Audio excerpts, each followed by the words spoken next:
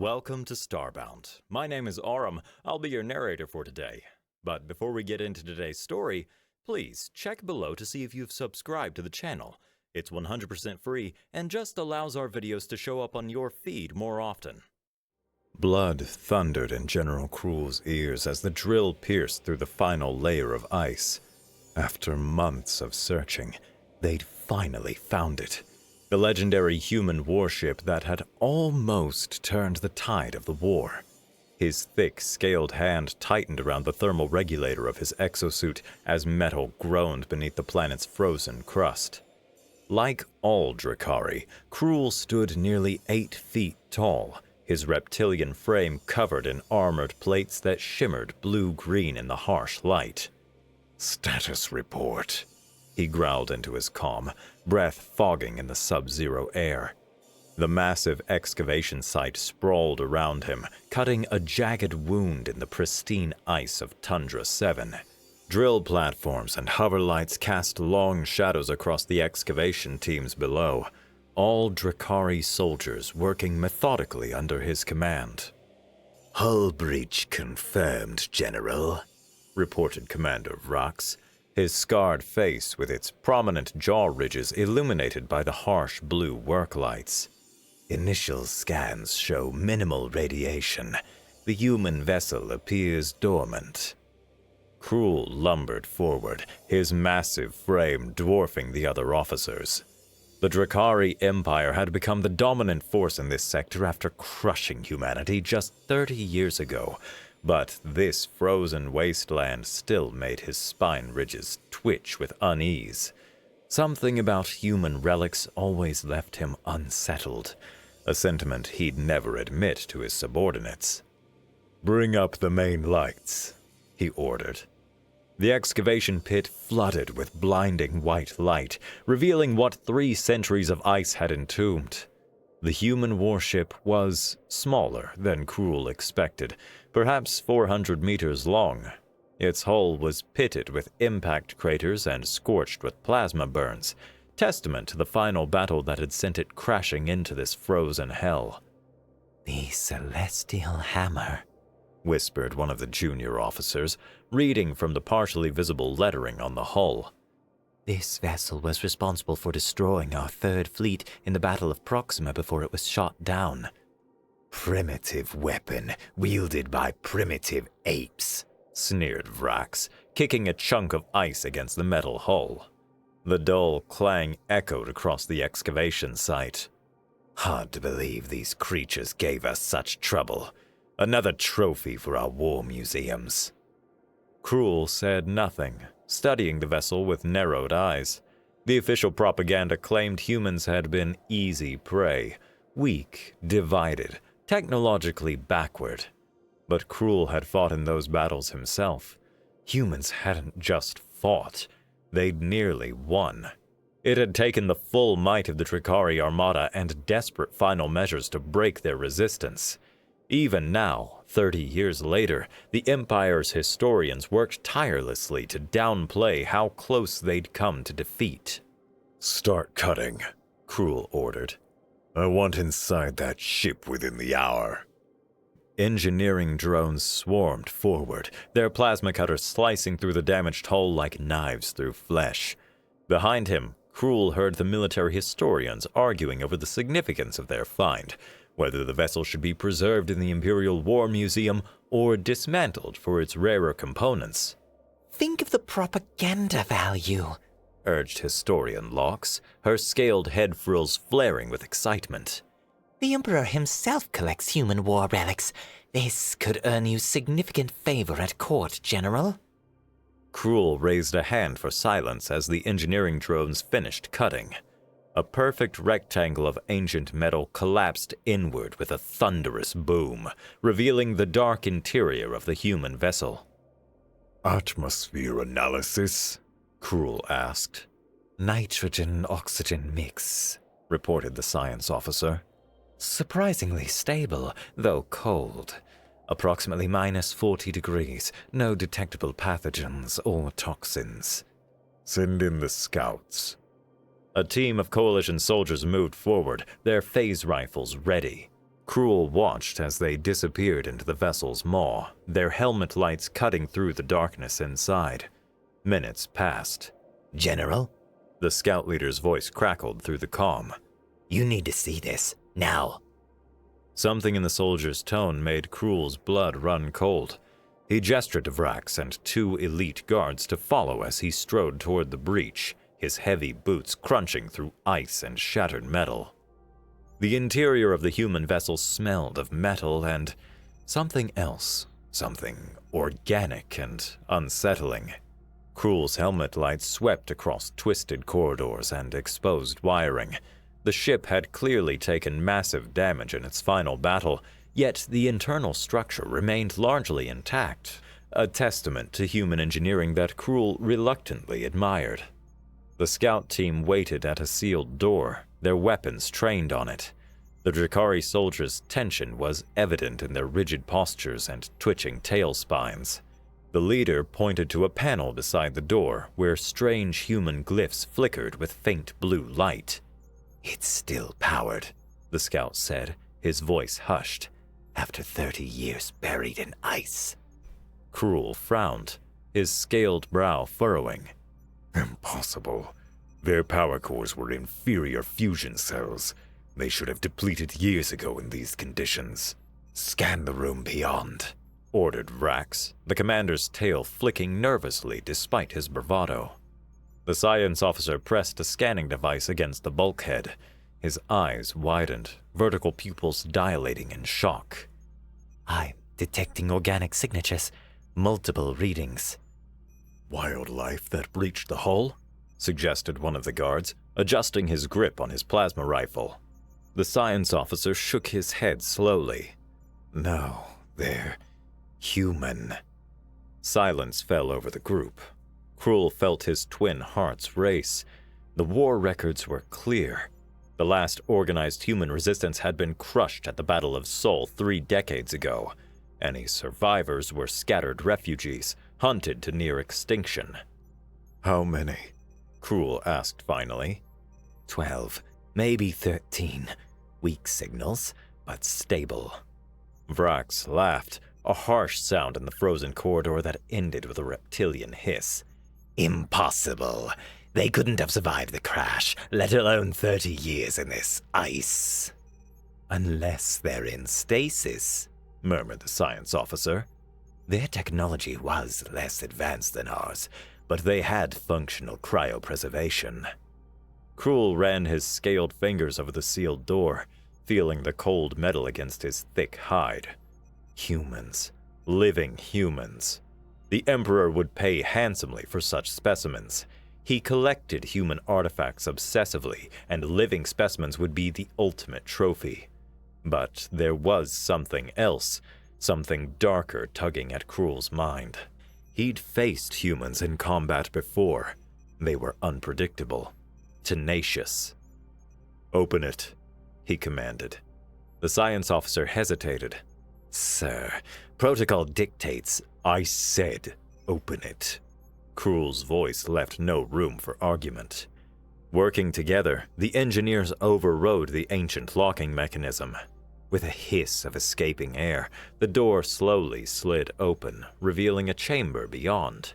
Cruel's helmet light swept the room, illuminating rows of frosted cylinders, each containing a humanoid shape. "Preservation pods," whispered the science officer. They're all intact." Cruel approached the nearest pod, wiping away centuries of frost with his gloved hand. Through the cloudy glass, he made out the features of a man, smaller than he'd expected, with pale skin and dark facial hair. The creature appeared to be sleeping, unaware that its civilization had crumbled to dust while it dreamed. "Can we wake them?" Vrax asked, his initial skepticism replaced by fascination, his forked tongue flicking out to taste the cold air. The science officer studied the human control panels. "These systems are outdated, but functional. Their design is surprisingly sophisticated for humans. I believe we can reactivate their awakening protocols." "Do it," Cruel ordered. I want to present these specimens to the Emperor myself.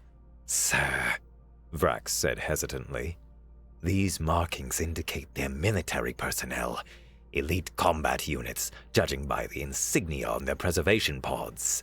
They could be dangerous. Krul laughed, the sound echoing from his armored chest as he gestured to their advanced weaponry and armor. They're primitives who lost the war, surrounded by Drakari warriors with 30 years of technological advancement. What could they possibly do to us? The science officer tapped at the controls, his scaled fingers working carefully on the human interface. The machinery groaned to life. Lights flickered across the room as power surged through long-dormant systems. The preservation pods began to hum, frost melting away from their surfaces as internal temperatures rose. Krul watched, transfixed, as the first pod's seal broke with a loud hiss. Mist poured from the opening, swirling around their clawed feet. The pod's cover slowly lifted, revealing the human inside. For a moment, nothing happened. Then the human's chest rose with a sudden intake of breath, and its eyes snapped open. Krul expected fear, confusion, perhaps even awe at the sight of Drakari warriors who had conquered their species. Instead, the human's gaze darted rapidly around the room, taking in every detail with unnerving speed. Its eyes locked with Krul's, and the general felt an unfamiliar sensation crawl down his armored spine. It wasn't fear, he told himself. Certainly not fear from a Drakari war hero. The human's cracked lips parted, and it spoke in a hoarse voice. The translation matrix in Krul's helmet rendered the primitive sounds into Drakari. Well, the human said, its mouth twisting into what Krul would later learn was a smile. Looks like we've got company. Around them, the other pods began to open. The first human, a compact male with a thick beard crusted with frost, sat up slowly. His movements were deliberate, measured, as he assessed the room full of Drakari soldiers. His piercing eyes never left Krul's, even as he swung his legs over the edge of the stasis pod. Captain Rick Cooper, 5th Special Combat Division, he said, voice growing stronger with each word. The man rubbed his stubbled jaw, seemingly unconcerned about being surrounded by 8-foot reptilian warriors. Mind telling me why there are a bunch of oversized lizards in my ship? The translation matrix struggled with some of the colloquialisms, but the disrespect came through clearly. Vrax hissed, tail whipping side to side in agitation. You will show proper deference to General Krul of the Drakari Empire, Vrax demanded, hand hovering near his sidearm. Before Krul could respond, another pod hissed open. A human female emerged, her dark skin contrasting with the frost-covered white uniform she wore. Her head was shaved close on the sides, with a tight knot of hair on top. Her eyes darted around the room like tactical scanners. Cap, she said simply, not bothering to hide her assessment of the Drakari troops. We got a situation? Cooper nodded slightly. Looks that way, Reed. 3 more pods opened simultaneously, releasing their occupants. A towering human male with arms thick as Drakari tail roots emerged from one, flexing his massive shoulders. Another revealed a lean human with sharp features and a vicious scar running from eye to jaw. From the third came a stocky woman whose fingers immediately began twitching, as if missing a weapon. None of them showed fear. None seemed disoriented. None begged for mercy. General Krul's twin hearts pounded faster. Something was wrong. Very wrong. How long were we under? Cooper asked casually, rolling his shoulders. The science officer entered before Krul could stop him. Approximately 30 years, by your calendrical system. Cooper exchanged glances with his team. Some unspoken communication passed between them. 30 years, he repeated flatly. And Earth? The massive human male cracked his neck, the sound like breaking bones in the quiet room. Vrax's lip curled in a sneer. Your homeworld fell 29 years ago. Your species has been defeated, human. The war is over. Cooper nodded slowly, as if absorbing this information. The war's over, he echoed. He seemed calm, too calm. The other humans were gradually positioning themselves around the room, each movement subtle but deliberate. Their eyes constantly flicked to the Drakari weapons, the exits, each other, all while appearing to be simply stretching after their long sleep. I expected more distress, Cruel said, studying Cooper closely. Your civilization has fallen. Cooper smiled, but the expression didn't reach his eyes. Crying won't change it, will it? The final pawns were opening now. In less than a minute, all 13 humans stood around the cramped chamber. Despite having just awakened from 3 decades of cryosleep, they formed a loose formation, unconsciously creating defensive positions. Cruel recognized the behavior. Captain Cooper, Cruel said, deciding a direct approach was best. You and your team are now property of the Drakari Empire. You will be transported to the Imperial capital as specimens. Cooperate, and your treatment will be humane. Something shifted in Cooper's eyes. Specimens. It wasn't a question. The temperature in the room seemed to drop further. Reed, the human female with the tight knot of hair, cracked her knuckles. Cap, permission to stretch my legs? Feeling a little stiff after 30 years. Sure thing, Cooper replied, not taking his eyes off Cruel. Everyone could probably use a good stretch. Cruel sensed the shift in energy before he saw any movement. A combat veteran himself, he recognized the subtle tensing of muscles, the almost imperceptible weight shifts that preceded violence. Weapons ready! He barked to his troops, drawing his own sidearm. Too late. Cooper moved with impossible speed for someone just out of cryosleep. He lunged forward, ducking under Vrax's hastily raised weapon. His shoulder rammed into the Drakari commander's armored midsection, surprisingly effective as Vrax staggered backward. Little rusty, Cooper shouted as he grabbed Vrax's wrist, twisting it with a sickening crunch. The plasma pistol clattered to the floor. But I'm warming up. Chaos erupted. The massive human male roared, a primal, terrifying sound as he charged the nearest guard. Despite the Drakari's size advantage, the human tackled him to the ground with shocking force.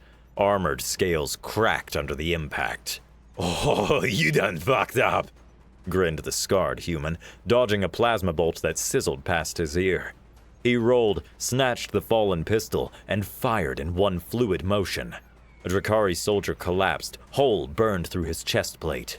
The stocky female ducked under another guard's wild swing, then drove her fist into his throat, directly into the vulnerable spot between armored plates.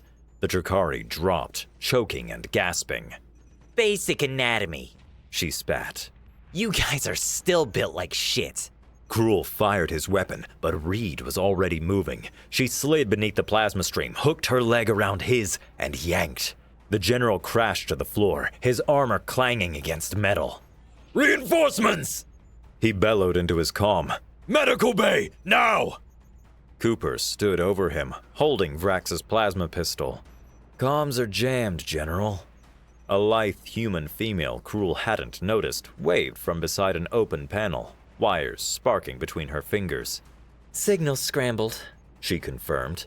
And I've triggered emergency override on all doors.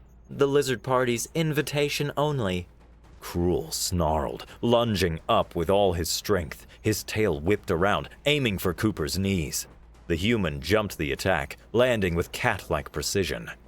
30 years and you still didn't improve your hand-to-hand, Cooper said, shaking his head. Disappointing. Another Drakari guard raised his rifle, only for the scarred human to grab his arm and twist. The weapon discharged, hitting one of their own troops. The sound of breaking bones echoed as the human wrenched the arm at an unnatural angle, then slammed the guard's head into a wall panel. "That's for New Denver," the scarred man growled. The bulky human had two Dracarian headlocks, one under each arm. He smashed their skulls together. "And that's for Buenos Aires." He looked around at his companions. "What? I'm keeping score." Within minutes, it was over. Every Jakari soldier lay dead, unconscious, or restrained. Only Cruel and the science officer remained upright, backed against the far wall. The general's chest heaved, purple blood dripping from a gash in his snout. Cooper walked calmly to the center of the room. "Secure their weapons," he ordered. His team rapidly stripped the fallen Drakari of rifles, sidearms, and combat knives. How? The science officer whispered. You were in stasis for 3 decades. Your muscles should be atrophied, your reflexes dulled. Reed laughed harshly. Shows what you know about human stasis technology. Our pods don't just freeze us, explained the tech specialist, examining a Drakari rifle with interest. They run neural simulations, combat training, 3 decades of dreams where we fight again and again. Our bodies might have been sleeping, but our minds, she tapped her temple with a bloody finger, we're getting sharper. Not to mention the genetic upgrades, added the massive human, flexing his hand. Special forces weren't exactly standard issue humans to begin with. Cruel stared in horrifying understanding. The war records, they mentioned experimental troops, enhanced soldiers. We prefer specially motivated, Cooper said mildly, checking the charge on his stolen plasma pistol. He turned to the tech specialist. Zell, what's our situation outside this room? Zell had pulled up a holographic display from her wrist device, outdated by Drakari standards, but evidently still functional. We got 20 more lizards in nearby corridors. They know something's wrong, but they don't know what. Outside, I detect one of their ships. Nearest armory? 3 decks up, likely where they're storing the gear they stripped from the ship. Cooper nodded, turning his attention back to Cruel. Now, General, we're going to have a quick chat. 30 years is a lot of catching up to do. Cruel drew himself to his full height, towering over the human. I will tell you nothing, primitive. Kill me if you must. Cooper smiled, genuinely amused. Kill you? Now why would we do that when you've been so helpful already? He gestured to the science officer, who was frantically working at his data tablet. The scarred human stood behind him, weapons pressed to his scaled head. Your buddy's been kind enough to download your ship's specs, personnel files, and, most importantly, a complete update on the last 30 years of galactic events. Cooper's smile vanished. Including how you lizards celebrated wiping out Earth. The massive human growled low in his throat. Broadcast the footage across the whole damn empire. Made our extinction into family entertainment. Real classy, Reed added, her expression deadly. Cruel felt a chill that had nothing to do with the freezing room. What do you want from me? Cooper's eyes hardened. Nothing. You've already given us everything we need. He stepped aside as the scarred human approached, dragging the science officer by his neck frills. The officer's tablet projected a holographic display of the excavation site, including the Drakari vessel that had brought Cruel's expedition. Thanks for the ship schematics, said the scarred man. We'll put them to good use. The massive human cracked his knuckles. What's the plan, Cap? Take their ship, find what's left of our people? First things first, Cooper replied. He nodded to Reed, who pulled a small device from her pocket, a backup emergency beacon from her stasis pod. We wake up the rest of the crew. Cruel's eyes widened. The rest? Cooper turned to him, expression cold. You found the medical bay, General. Did you really think that's where we'd keep our best weapons? Reed held up the beacon triumphantly. Signal sent. The cargo bay pods should be cycling up now. Cargo bay pods? Cruel repeated, dread filling his voice. 60 more of humanity's finest, Cooper confirmed. Kept separate from command crew as per emergency protocols, and after 30 years of neural combat sims, he raised the plasma pistol to Cruel's eye level. They're going to be really eager to stretch their legs. A distant alarm began to sound. Shouts and weapons fire echoed from deeper in the ship. Sounds like the party's starting without us, said the scarred man, grinning viciously. Cooper holstered his newly acquired weapon. Let's not be rude. We should join them. The general's eyes widened in fear as he heard the commotion. Cooper only smiled in return. Sorry to disappoint, but the war isn't over. It's just getting started. Fear chemicals surged through Cruel's blood. Overriding all caution and using all of his strength, he desperately pushed and clawed his way out of the medical bay. Should I? Began Reed. No, Cooper replied. Let him run. We'll catch him all the same. The outer corridor near the central control erupted in plasma fire as Cooper rounded the corner, Reed at his 6. 3 Jakari soldiers collapsed before they could raise their shields, holes smoking in their armored chests. 67 seconds, Reed called out, checking her wrist timer. New record for ship reclamation. Don't celebrate just yet, Cooper replied, ducking as return fire scorched the bulkhead above him. Still got the big boy to deal with. Through the ship's damaged internal sensors, they'd discovered the Drakari had bought a heavy assault mech to the excavation. Standard procedure when handling potentially dangerous artifacts. Now that same mech was powering up outside the ship, its pilot no doubt planning to burn the vessel to slag once they realized what was happening inside. Zell, report, Cooper commanded as he and Reed pressed forward. I've got ship systems at 40%, the tech specialist replied. Life support, gravity, and some weapons coming online, but the main guns are toast. We took too much damage in the crash. Cooper kicked open a jammed door, revealing the ship's auxiliary control room. 3 human crew members were already there, working frantically at controls while standing over dead Drakari guards. Captain on deck! Shouted a lanky engineer with a plasma burn across her cheek. Lund, Nakamura and I got the jump on these bastards while they were trying to download our navigation archives. Good work, Gates, Cooper nodded. What's our propulsion status? Secondary thrusters operational, she reported. Won't win any races, but we can lift. A massive explosion rocked the ship. Alarms blared as the deck plates vibrated beneath them. The hell was that? Zell's voice crackled over the comms. Drakari just blew the main excavation supports. They're trying to bury us back in the ice. Cooper cursed. Time to leave. All crew fall back to emergency positions. Mace, get to the armory and break out the heavy toys. Already there, Cap, came the reply, followed by the sound of metal containers being wrenched open. And Christmas came early.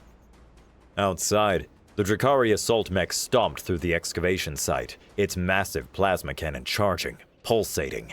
The pilot had sealed himself inside, communicating frantically with the few surviving soldiers who had escaped the human onslaught. Target the ship's exit points, General Cruel ordered from the command shuttle where he'd fled. Don't let any of them escape. Blow the entire site if necessary. Sir, our own troops, began his aide, are already dead, Cruel snapped. I've seen what these humans can do. None must escape, no matter the cost. The mech pilot acknowledged, swinging the cannon toward the ship's main airlock. Just as the weapon reached full charge, the airlock exploded outward, debris peppering the mech's armor. Through the smoke strode a single human figure. Mace stood in the shattered doorway, backlit by the ship's emergency lights. In his massive arms, he cradled what looked like a cannon, salvaged from the ship's point defense system and hastily converted into a handheld weapon. Power cables snaked from its housing to a pack on his back. Knock, knock, he growled, and pulled the trigger. The makeshift cannon roared, launching a concentrated bolt of energy that struck the mech's left leg joint. Armor melted instantly. The machine staggered, off balance. You know what they say about guys with big mechs? Mace taunted, advancing through the snow. Compensating for something. The mech pilot fired wildly, plasma bolts carving trenches in the ice. Mace rolled with shocking agility for his size, came up on one knee, and fired again. This time, the blast caught the mech's weapons system, causing secondary explosions across its frame. Inside the ship, Cooper and Reed had reached the bridge. The rest of the crew worked frantically to get systems online, while others dragged salvaged supplies and weapons aboard. Man guns are scrap, but we got missile tubes 2 and 4 operational, reported Scard, who'd revealed his name was Griffin. Only carrying excavation charges though, not proper warheads. They'll do, Cooper said, sliding into the captain's chair. Zal, get me ship wide. The tech specialist nodded, fingers dancing across her console. You're live, Cap. Cooper's voice echoed through the vessel. All hands, secure for emergency liftoff. 30 seconds. Anyone not aboard by then gets to walk home. Outside, Mace had reduced the mech to a smoking wreck.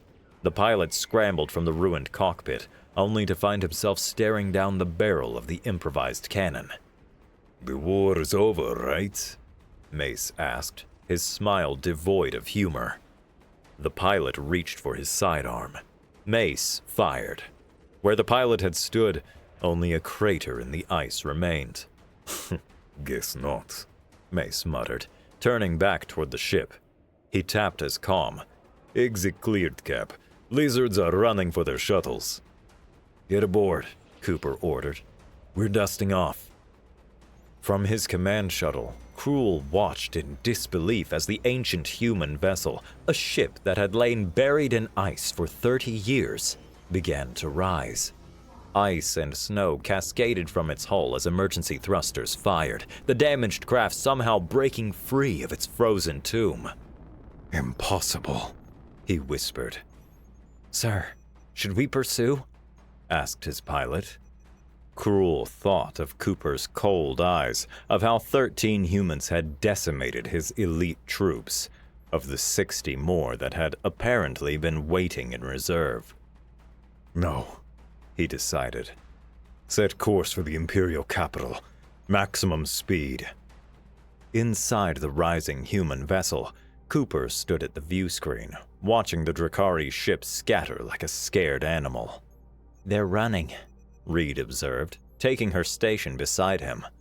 Let them, Cooper replied. We want survivors. To spread the word of our return? Asked Griffin. Exactly.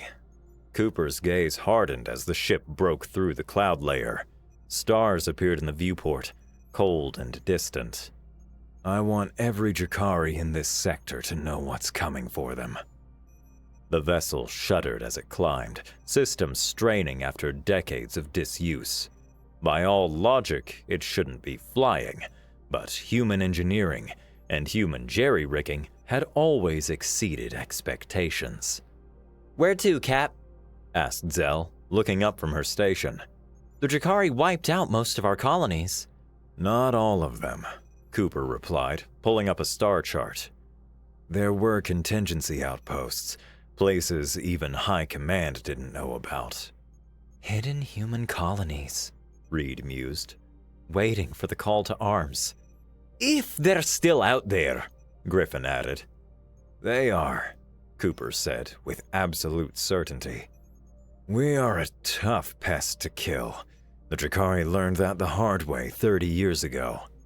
He turned to face his crew, his expression grim. And they're about to get a refresher course. The damaged ship limped away from the frozen planet, leaving behind a graveyard of Drakari troops and melted ice. In the coming days, the survivors would report what they had witnessed. Ancient human warriors, awakened from the dead, filled with terrible purpose. In his command ship, General Cruel replayed the security footage from the stasis chamber. For the first time in 30 years, Cruel felt a sensation he had almost forgotten. Fear. Incoming! Reed shouted as the view screen filled with plasma fire. 2 Drakari pursuit craft had emerged from hyperspace directly in their path, weapons hot. Cooper's hands flew across the controls, rolling the damaged celestial hammer into a maneuver that should have torn the ancient ship apart. They don't learn, do they? Cooper muttered as alarm klaxons blared. Give me manual weapons control. The ship's computer transferred firing solutions to his console. With surgical aim, Cooper triggered the ship's only functional missile tube. The projectile streaked toward the lead Drakari vessel, detonating directly against its engine housing. Excavation charges might not be warheads. Cooper grinned as the enemy ship cracked open like an egg, atmosphere venting into space along with several screaming Drakari. But they'll do in a pinch. The second pursuit craft veered away, suddenly less enthusiastic about the engagement. They're calling for backup, Zell reported from communications. a battlecruiser is in the sector, 12 minutes out. More than enough time, Cooper said, his fingers dancing across the navigation controls. Griffin, what's our status below decks? The scarred man's voice came through the comm system, punctuated by the sound of plasma welders. Armor plating's holding together with spits and prayers. Engines are redlining but stable. The morgue's getting crowded though. Found another batch of lizards hiding in the cargo bay. Any casualties on our side? Cooper asked. Minor injuries only, mostly our own fault. Turns out 30 years of neural combat sims made us a little too gung-ho. Mace's booming laugh carried over the channel. Ha ha ha! Griffin's being modest. He killed 4 of them with a goddamn soup ladle. It was a serving spoon, Griffin corrected. From the officer's mess. And it was only 3. The 4th one tripped over his own tail and broke his neck. Reed rolled her eyes, though a smile tugged at her lips. Boys and their toys. Nothing beats a little hand-to-claw action. The celestial hammer shuddered as Cooper pushed it beyond safe velocities, aiming for a debris field that had once been a mining outpost. Perfect cover to shake their pursuers before making the jump to their true destination. All hands brace for debris field entry, Cooper announced. And someone get me a damage report on the FTL drive. As if summoned by his words, Gates appeared on the bridge, her face smeared with engine grease and blood, not all of it her own. FTL's operational, Captain, but we've got a coolant leak. 1 jump, maybe 2 before the core overheats. 1's all we need, Cooper assured her. Can you coax any more speed out of the sublight engines? Gates grinned, revealing a chipped tooth. Already did. Bypassed the safety protocols and rerouted emergency power. We're getting 130% of rated thrust. That'll cook the engines in an hour, Zell protested. We'll make do in 40, Cooper replied. The ship lurched as it entered the debris field, massive chunks of shattered stations and vessels surrounding them like a metallic asteroid belt. Cooper navigated with preternatural skill, weaving through gaps that seemed impossibly small. The Drakari cruiser just dropped out of hyperspace, Reed reported. They're launching fighters. Too late, Cooper said, his eyes never leaving the navigational display. Zell, access the main computer. Authorization Cooper 7 Delta. The tech specialist's eyes widened as hidden files appeared on her screen. What the hell? This data wasn't in the ship's manifest. You know the top brass loves their classifieds, Cooper explained. Only accessible by the captain in emergency scenarios. Zell scanned the files, her expression shifting from confusion to shock to savage delight. These are coordinates. Dozens of them. Hidden outposts, supply caches, and... She looked up. Sir, is this real? We had black site colonies? Operation Hydra, Cooper confirmed. If Earth fell, we scattered. Survival bunkers disguised as mining operations. Research stations hidden in nebulae, sleeper cells embedded in neutral territories. Reed leaned forward. How many?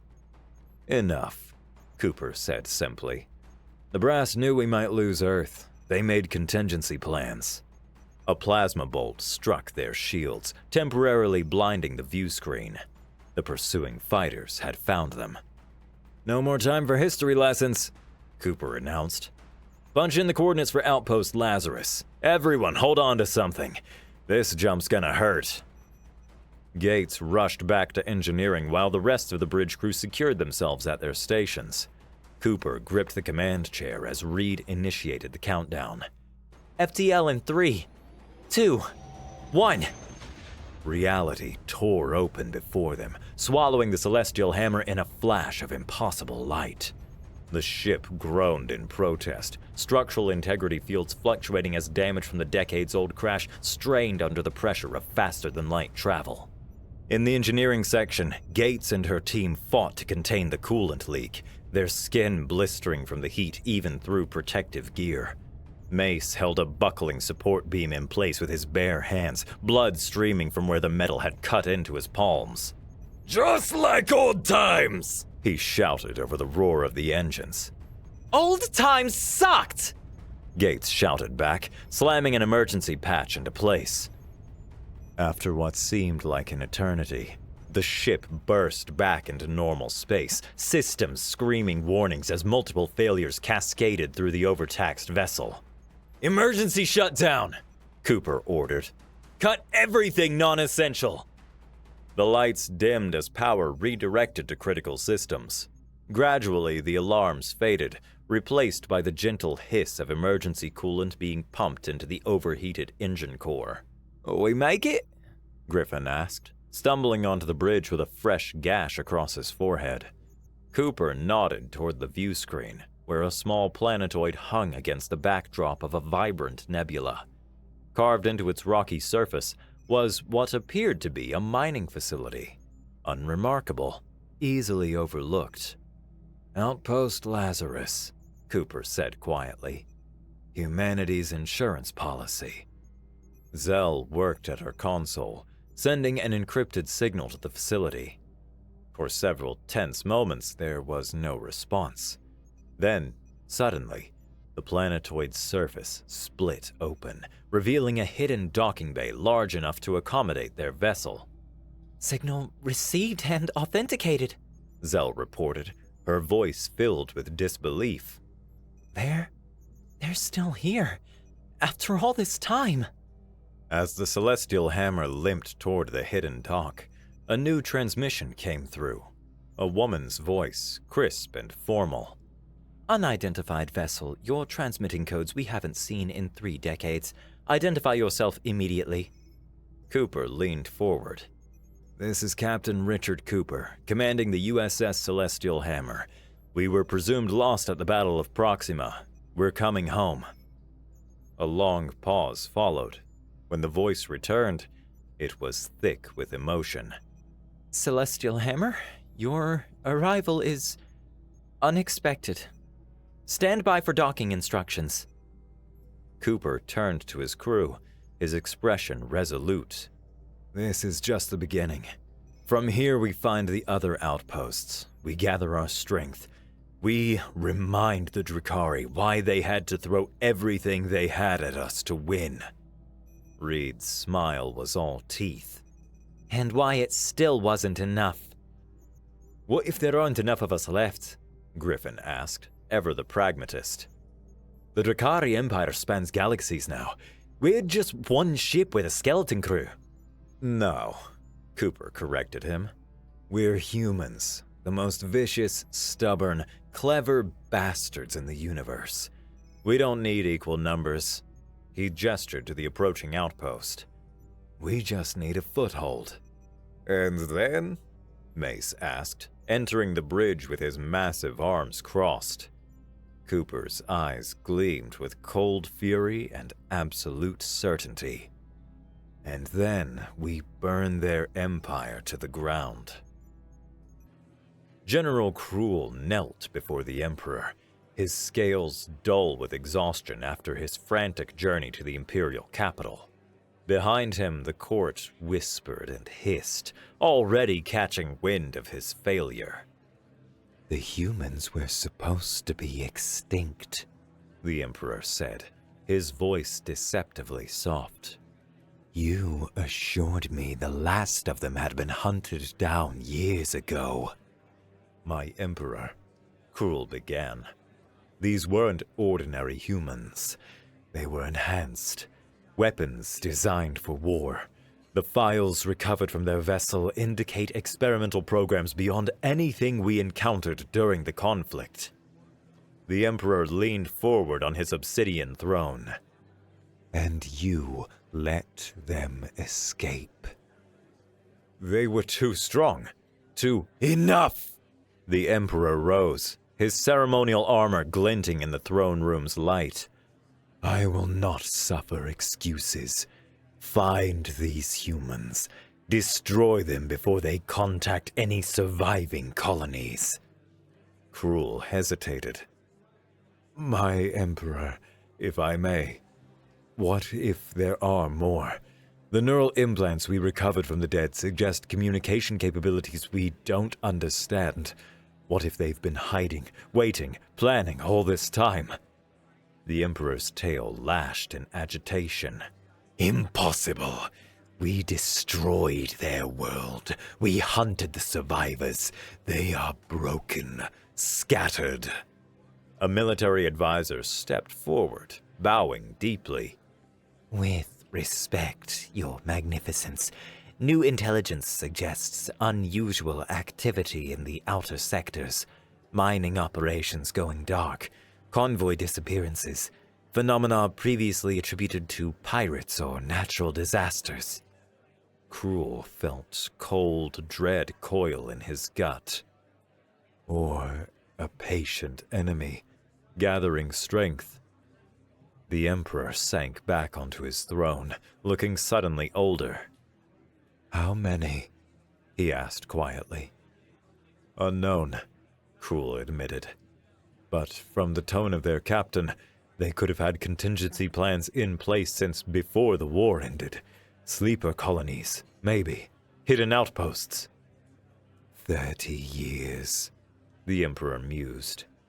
30 years they could have been preparing, while we celebrated our victory. Mobilize the fleet, the Emperor ordered. Full war footing. I want every sector searched, every anomaly investigated.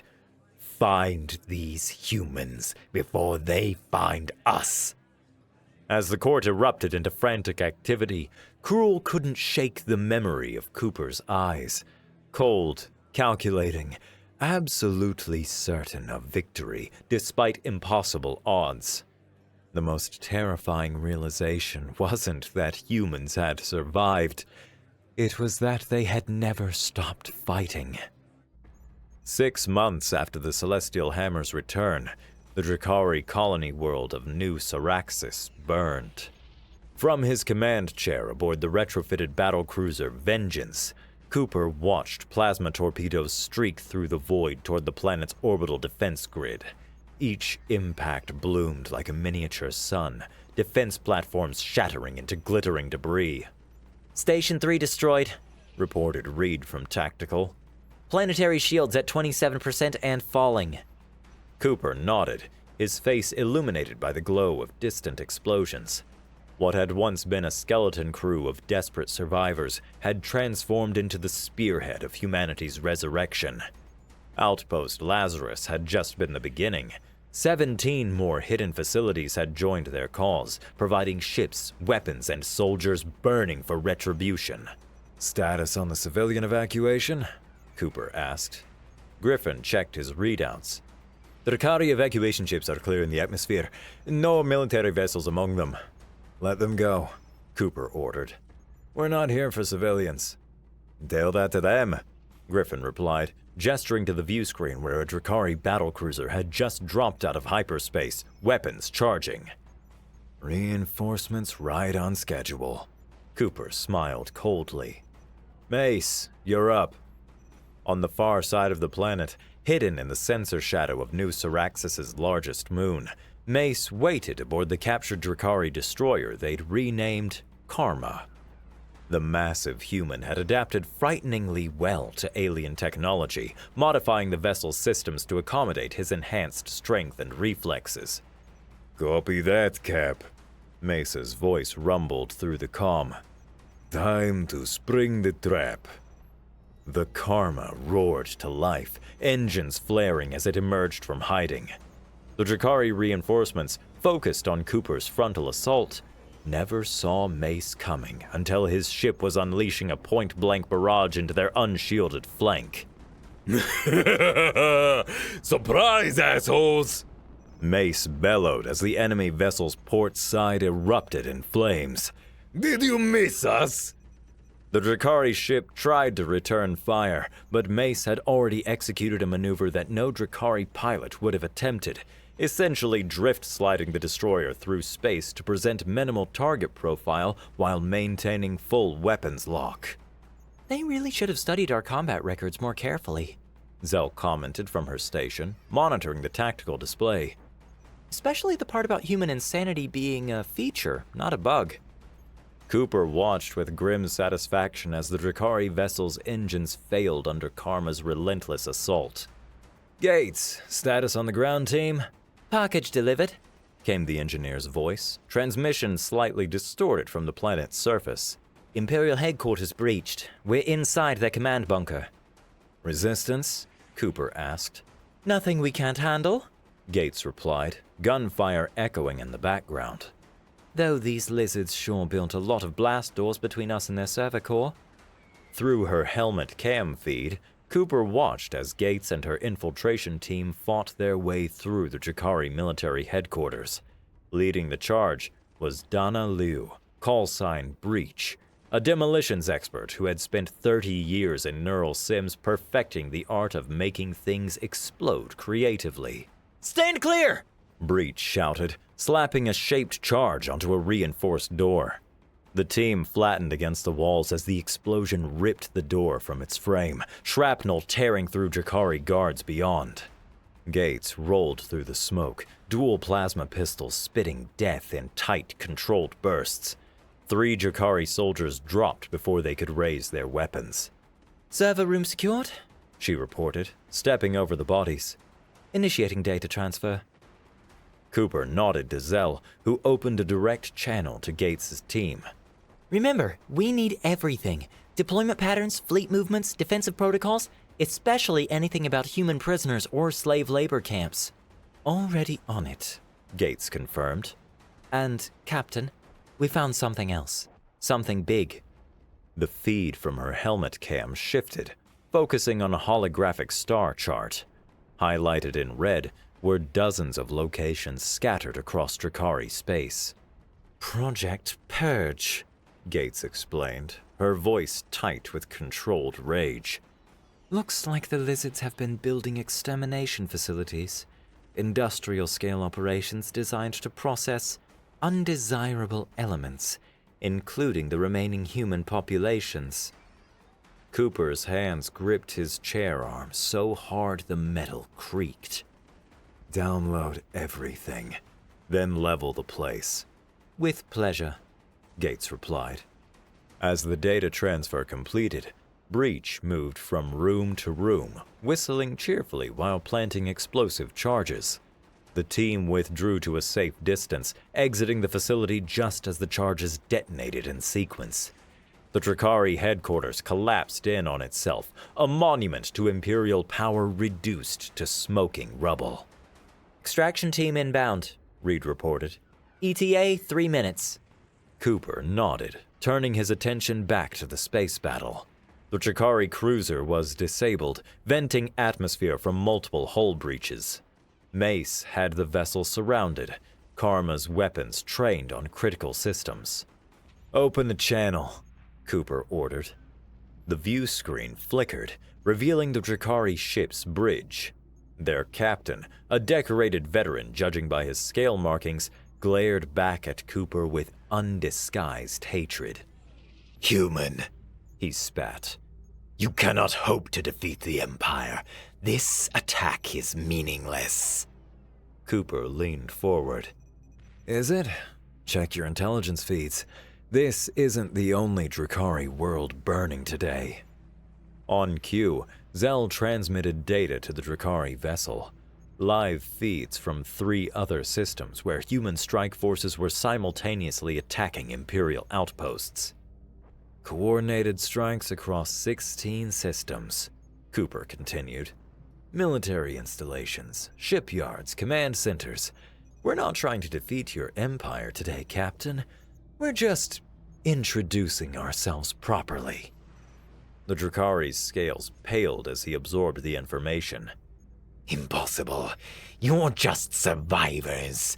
Remnants. Cooper smiled coldly. That's what your generals thought 30 years ago, right before we carved through half your fleet. You didn't finish the job, now we're returning the favor. The Emperor will hunt you down, the Drakari captain hissed. Every ship, every soldier. Good. Cooper cut him off. Let him come.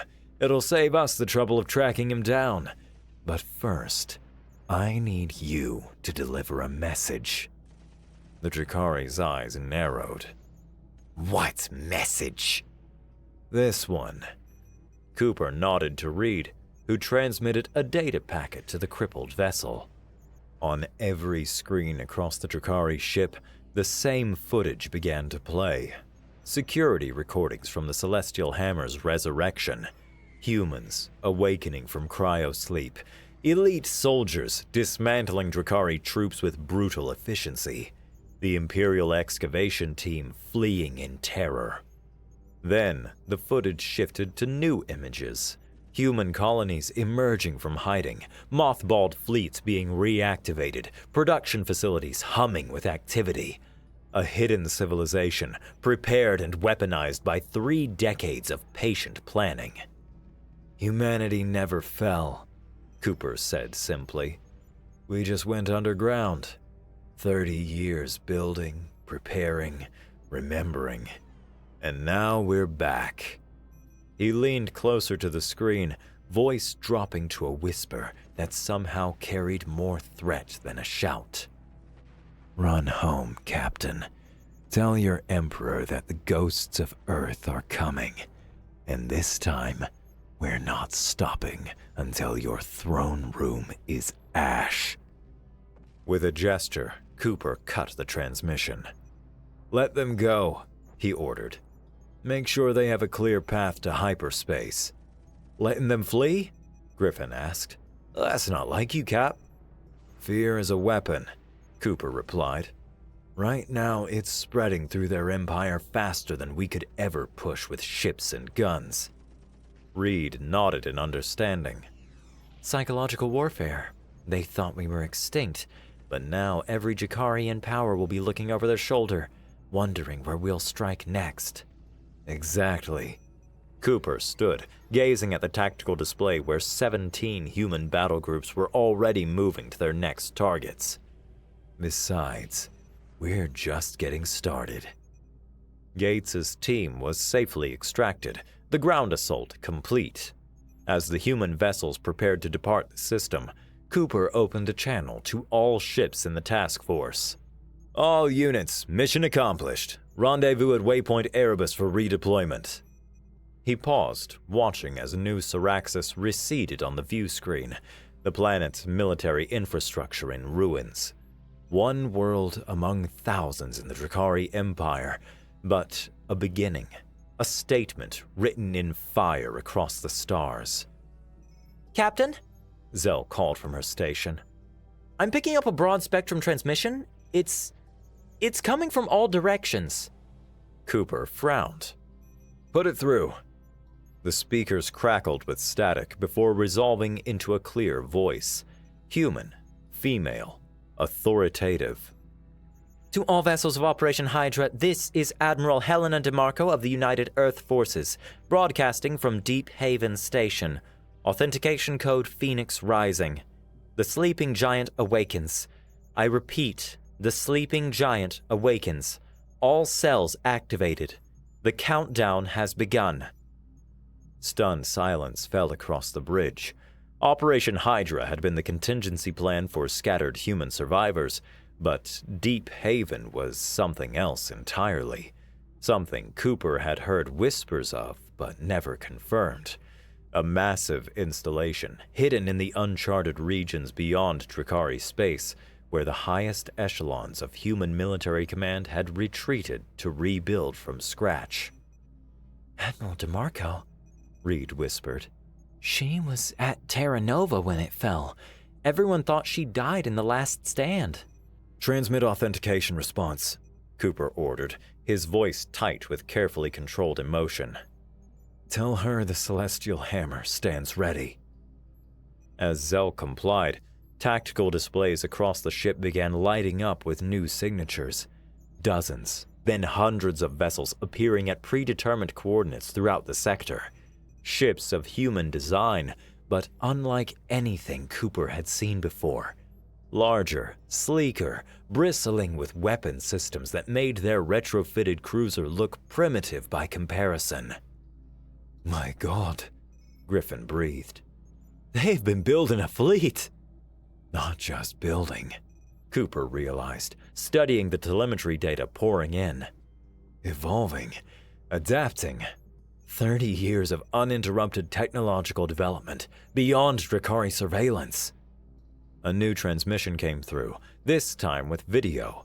Admiral DeMarco appeared on screen, her uniform unfamiliar but unmistakably human military. Though she must have been over 80, her eyes burned with the same fire Cooper recognized in his own crew. Captain Cooper, she greeted him. Your return was the signal we've been waiting for. The confirmation that enough of our sleeper cells remained viable to launch Phase 2. Phase 2, Admiral? Cooper asked. Counterattack, DeMarco replied simply. Your raid was perfectly timed. The Drakari are scrambling, their defense grid compromised from within. Their overconfidence has left them vulnerable. With respect, Admiral, Cooper said. We've been hitting targets of opportunity, gathering strength. The Empire still outnumbers us. DeMarco's weathered face broke into a cold smile. Not anymore. The tactical display expanded, revealing the true scope of what was unfolding across Drakari space. Not dozens or hundreds of ships, but thousands, emerging from hidden docks, dropping cloaking fields, appearing from the shadows where they had waited, patient and deadly. Operation Hydra was never just about survival, Captain, DeMarco explained. It was about ensuring that if humanity fell, we wouldn't stay down. While the Drakari celebrated their victory, we were building, infiltrating, preparing. For 30 years, we've had one purpose: retribution. Cooper felt a fierce joy rising in his chest, echoed in the expressions of his crew. They weren't alone. They had never been alone. Your orders, Admiral? He asked. Rendezvous with Battle Group Nemesis at these coordinates, she replied, transmitting navigation data. But first, I want you to make a detour. There's someone you should meet. The transmission shifted, revealing a new set of coordinates, this time for a location deep in formerly neutral space. Haven Colony, DeMarco explained, her eyes softening slightly. Over 30,000 human survivors, scientists, engineers, families, the seed of our civilization, preserved while we prepared to reclaim what was taken from us. Reed leaned forward, voice thick with emotion. Civilians? Actual colonies? Not just military outposts? 17 established settlements, DeMarco confirmed, with infrastructure, agriculture, education systems, kept all that we could of humanity alive while planning our return. After the transmission ended, Cooper looked around at his crew. The hardened warriors who had awakened to a galaxy where their species was supposedly extinct now stood in stunned silence as reality sank in. We're not just survivors, Cooper said finally. We're the vanguard of humanity's return. Mesa's voice came through the comm, unusually subdued. You think they've got beer at Haven Colony? Real beer, not that synthesized crap? Griffin laughed, the tension breaking. Probably got kids too, actual human children who've never seen Earth. They'll need teachers, Reed mused. people to tell them where we came from, what we lost, what we're fighting to rebuild, and what we're keeping, Zell added. the good parts of who we were, the parts worth preserving. Cooper studied the navigation data, already plotting their course. Set coordinates for Haven Colony, maximum speed. As the crew moved with renewed purpose, Cooper stepped closer to the view screen, watching stars streak past as the Vengeance prepared to jump. They had struck the first blow, but this was about more than vengeance now. This was about reclaiming their future. Cap, Gates called from engineering. I've been looking at these schematics from Deep Haven. The advancements they've made. We could rebuild Earth with this technology, terraform it, bring it back. Cooper nodded slowly. One step at a time. First we secure our foothold. Then we take back what's ours. The ship hummed as the FTL drive engaged, reality bending around them as they accelerated toward Haven Colony, toward proof that humanity wasn't just surviving. It was rebuilding, growing stronger, preparing to reclaim its place among the stars. 30 years ago, they thought they'd written the final chapter of human history, Cooper said, looking around at his crew. No longer just soldiers, but witnesses to their species' resurrection. Turns out they just gave us time to write a better sequel. Reed smiled, fierce and determined. And this time, we're not going anywhere. As the Vengeance vanished into FTL, its course set for humanity's hidden sanctuary, Cooper felt something he hadn't experienced since waking from cryosleep. Something beyond vengeance or rage or the grim satisfaction of battle. Hope. Not just for survival, but for rebuilding. For a future where humanity would rise from the ashes, stronger and more unified than ever before. The war wasn't over, but for the first time in 30 years, neither was peace a distant dream. It was a promise waiting to be fulfilled.